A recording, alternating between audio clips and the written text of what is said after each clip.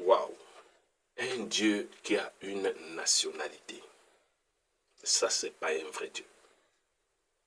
C'est la question de la lettre numéro 2 de la deuxième saison des lettres matinales d'exhortation. De quelle nationalité était Jésus? De quelle race il était? Parce que quelqu'un continue à raconter jusqu'à aujourd'hui que c'est un Dieu des Blancs, un Dieu des Juifs. Un Dieu qui a une nationalité est un faux Dieu. J'ai dit ça, je n'indexe personne. Mais le Dieu que tu adores, si tu trouves sa nationalité, il faut arrêter. On va dire, chaque peuple a son Dieu. Chaque peuple a son Dieu. Quand quelqu'un écoute ce genre d'analogie, c'est-à-dire ce genre de réflexion, il devrait se poser plutôt la question, qui sont ces esprits qui essaient de se partager les peuples partout sur la terre? Qui sont ces esprits qui tentent de se partager les peuples partout sur la terre? Parce que une même terre a forcément été créée par une même personne. Et c'est elle qui est réellement le Dieu. Et donc il ne peut pas avoir de nationalité, il ne peut pas avoir de race. C'est pour ça que la question sur Jésus est assez facile à traiter. Alors, tous les autres dieux, je n'en parlerai pas. Vous connaissez certainement, si vous fouillez partout, vous trouverez qui sont les pères, qui sont les mères de ces dieux, qui sont adorés. À partir de cet instant, je suis désolé d'annoncer qu'un Dieu qui a une race, il est un peu bizarre. Moi, je vais parler de la race de Jésus. Tout ce qu'on sait de Jésus, c'est qu'une femme l'a porté et lui a donné naissance. Et on sait tous que la femme est un réceptacle qui porte et nourrit un bébé. C'est juste un véhicule qui transporte un enfant, un être humain, de l'invisible vers le visible. Ça, c'est le rôle des femmes. Et une autre chose sur laquelle on ne s'arrête pas beaucoup, c'est lorsqu'on lit la Bible n'a jamais dit que Marie est tombée enceinte. La Bible dit qu'elle s'est trouvée enceinte. Tomber enceinte et se trouver enceinte, ce n'est pas la même chose. Elle s'est trouvée enceinte. Elle n'est jamais tombée enceinte. Parce qu'on tombe enceinte lorsqu'il y a une activité. Pour tomber enceinte, il faut avoir une activité sexuelle. Pour tomber enceinte, il faut qu'il y ait une relation entre un homme et une femme et chacun envoie une partie de lui pour former un bébé.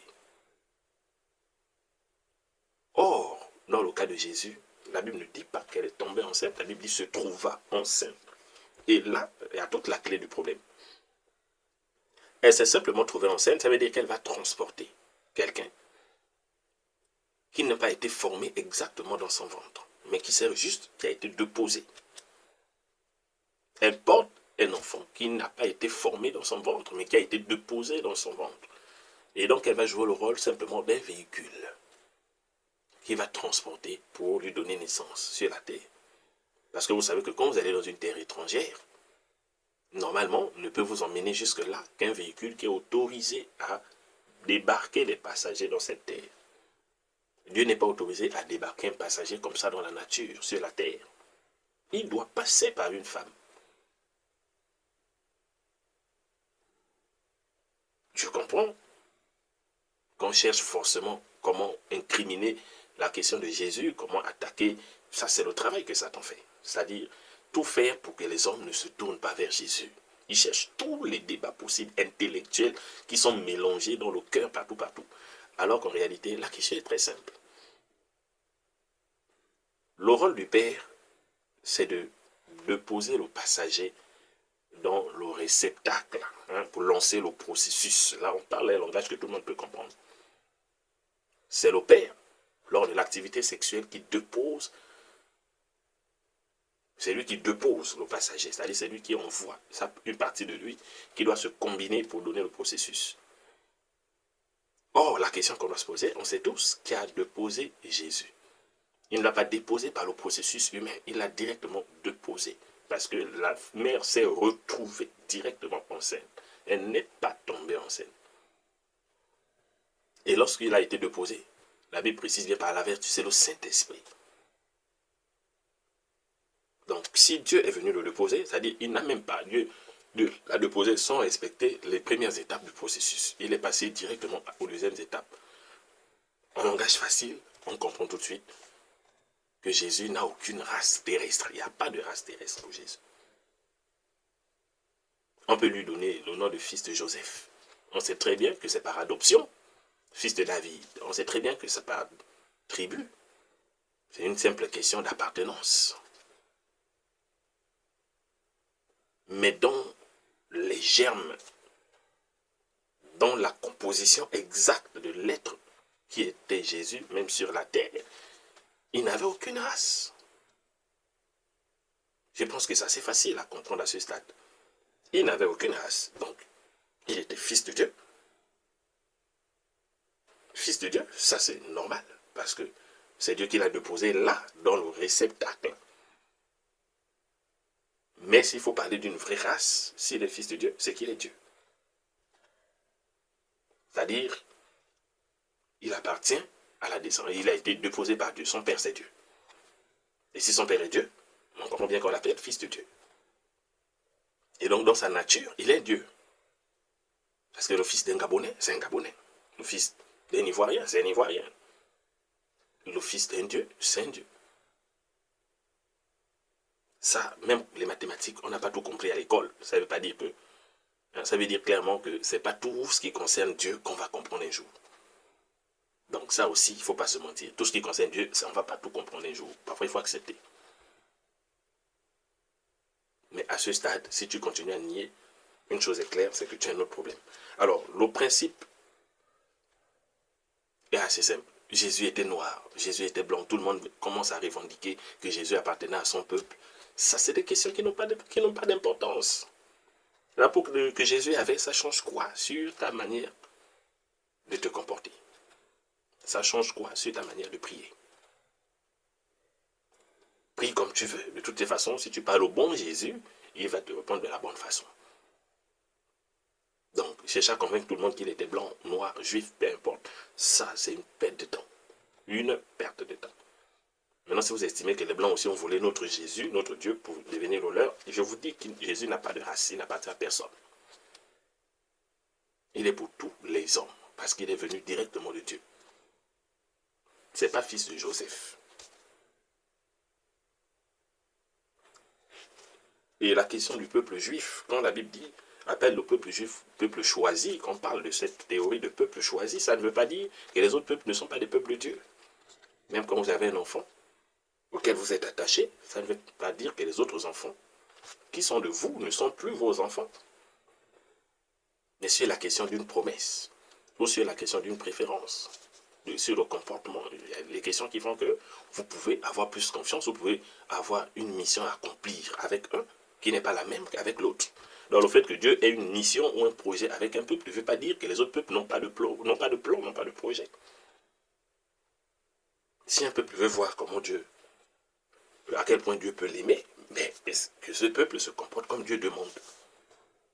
Je parie que tout peuple qui va se comporter comme Dieu veut, verra ce que Dieu peut faire avec lui.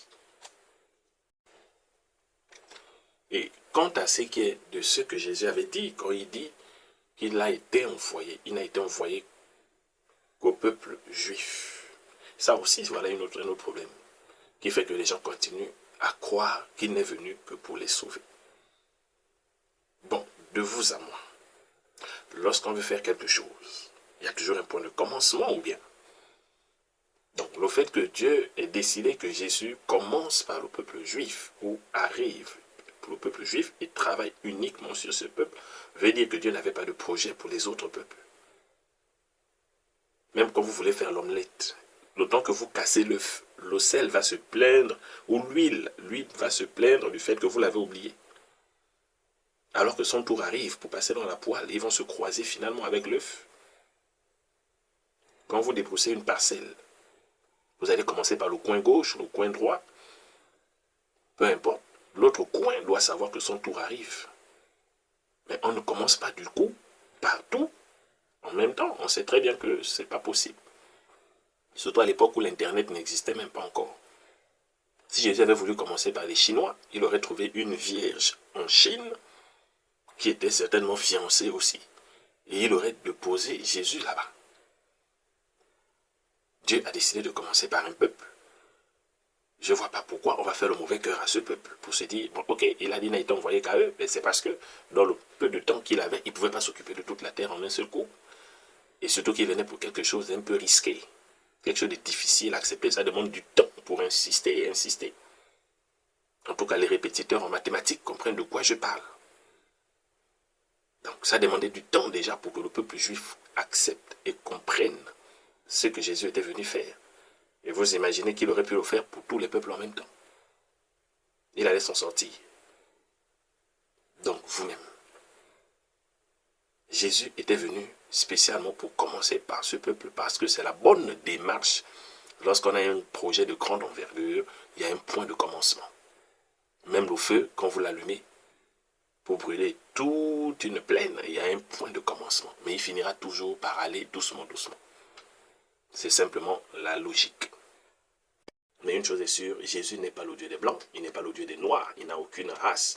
Donc, si vous cherchez à vous chamailler sur la race de Jésus, vous pensez qu'il était de votre race, il n'y a pas de problème, prenez-le pour vous. L'essentiel est que vous aimez Jésus. C'est-à-dire que vous cherchez à écouter ce qu'il t'a dit, tout ce qu'il a dit. Il faut le prendre au plus grand sérieux et le vivre. C'est tout. Que le Seigneur vous bénisse et partagez encore si ça vous a plu.